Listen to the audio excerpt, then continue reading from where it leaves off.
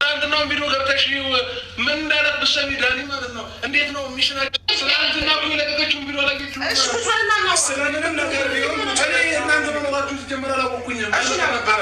እንዴት እሷ እኮ እንድናወራ ብዬ ነው ያስቀመጥኳት። ና ቁጭ በለቃፉ ቁጭ ብላ እንቀመሰልሰ እንዴት ላይ ትናንትናውን ቪዲዮ ገብተሽ ምን እንዳላት ብትሰሚ ዳኒ ማለት ነው። እንዴት ነው ሚሽናችን በአሪፍ ሁኔታ እየሄደልን አይደለም ወይ ምናምን ነገር ነው እያላት የነበረው። ቪዲዮን ወደኋላ ብለሽ እኔን ለማጥመር ነው ነገሮችን እንትን እያሉ ያሉ። ለምንም አትረዱኝ እንዴ?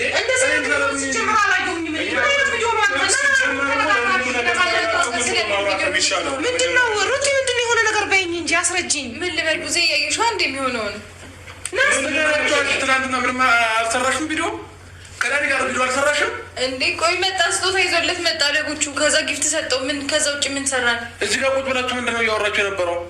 እንዴት ነው ሚሽናችን በአሪፍ ሁኔታ እየሄደልን አይደለም ወይ ምናምን ነገር አለሽ ላንቺ። ከዛ አዎ ምናምን ነገር አለሽ። አንተ ሌላ የምታስበው ነገር ስላለ ነው፣ ወይም ደግሞ የሆነ ትራውማ አለብህ ከዚህ በፊት የሚያስፈልግ ነገር ቁጭ ማውራት አለብን። ያልገባሽ ነገር አለ። እነሱ ተነጋግረው እኔ ሌላ ነገር ውስጥ ለመክሰስ ለማጥመር እያደረጉ ያሉት ነገር ነው። ቆይ አንተ እሺ ተረጋጋ፣ በቃ ምንም አሁን ተረጋጋና እናውራ። ቡዜ እኔ መታረቅም በቃ ምንም ነገር አልፈልግም ከእሷ ጋር በቃ እኔ ምንም ነገር ይቅርብኝ። ሲጀመረኛ በመጀመሪያ ደረጃ ስማ፣ እኛ ደክመን የመጣ ነው እኮ አንተን ለማናገር ሁለታችን ለማናገር የሚለው አብርሃም ሊያብድ ነው። ተው እኔ ብታው ምን አለበት ይሄን ነገር ማለት ነው።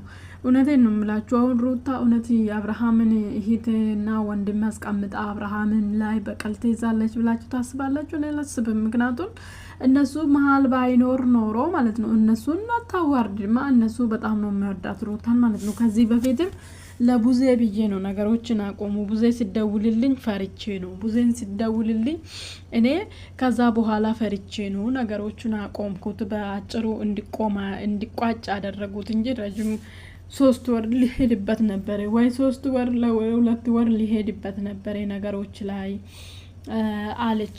እና አሁን ሩታ እውነቱ ቡዜ ዳዊት መሀል እያለ ነው በቀል የምትዞ ብላችሁ ታስባላችሁ? አብርሃማውን ማመን አልቻለም ማለት ነው። ማመን አልቻለም። ስለዚህ ታውት በቃ በራሱ መንገድ እየፈለገን ነገር አድርገው። ግን ችግሩ አብርሃም አንተ ለምንድነው ሰዎችን ልጅቷ ላይ ስራ አስቀምጠ ልክ ሩታ ጋር የሆነ ሰው ሲመጣ ሱክ ብለው የምትሄደው?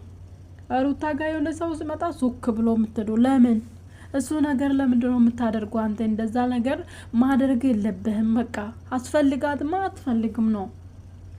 ሲቀጥል ደግሞ ልጄ ቤቴ ቤቱን ትቴ ወጣ። በቃ ወጣ ማለት የቤት ኪራይ ነው፣ የቤት ኪራይ ነው። ውልቅ ብላይ ወጣ ነው። ያንተ አይደለም፣ የቤት ኪራይ ነው።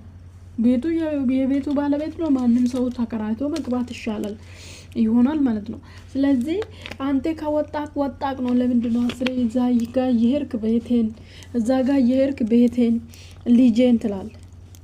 ልጁ ደግሞ አሁን አንተን አያቅም። በሳምንትም አንድ ጊዜ አየክ አላየክ በሳምንትም አንድ ጊዜ ለአንድ ሰዓት ሄደ ስታይ ልጁን አይቴ ትመለሳለህ እንጂ ይሄ ልጅ ምንም አያቅም አሁን ማለት ነው። አንተን ምንም አንተ ጋር አያወራም፣ ምንም አያደርግም፣ ምንም አያቅም። ስለዚህ እንደዚህ ካልሆነ መታው ነው በቃ መታው። አንተ መታው ካልቻለክ ደግሞ ልጅቷ እንዴት ነው የምትሆነው? ልትሆን አትችልም ማለት ነው።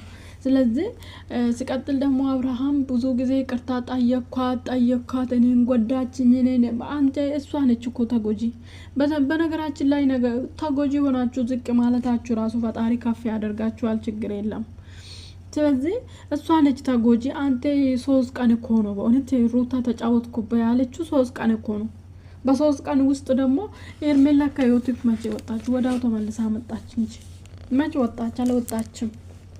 አልወጣችም። ሄርሜላን አስቀምጠ ነው ሩታን እየለመንካት ነበረ እንጂ። ሲቀጥል ደግሞ አብርሃም ለሩታ ቤተሰብ ሩታ ለቤተሰቡ ለራሱ ቤተሰብ እንዳለት ቦታ የለውም እኮ አብርሃም። እውነቴን ነው የምላችሁ ለሩታ ቤተሰብ ማለት ነው። የሩታን ቤተሰብ ሪስፔክት አያደርግም ማለት ነው። ምክንያቱም አንድ ደግሞ አንቺ ማወቅ ያለብሽ የራስሽ ለአንቺ በቃ አብርሃም አንዴ ወጥቷል እኮ አንዴ ከቤት የወጣ ሰው ደግሞ ወደ ቤቱ ይሄን ሰው ወደ ቤቱ ሊመልስ ማለት ከባድ ነው። ታይ ራሱ ጊዜ ወይ ተቀርቶ ወይ የሆነ ነገር ሆኖ ካልተመለሰ በስተቀር በእንደዚህ አይነት ሁኔታ ወደ ቤቱ መልሳለሁ ማለት ከባድ ነው። ታዩ ነው እንደ እኔ ታይ በቃ ማለት በቃ ታይ በስራ ዙሪያ አንቺ ውጪ እስቲ ውጪ ለና በራሱ መንገድ ስራ ምን አገባሽና አንቺ ለሱ መሰሪ ምን አገባሽና አንቺ ለሱ ምደግሚ በቃ መስራት የፈለገን ጊዜ ይስራ።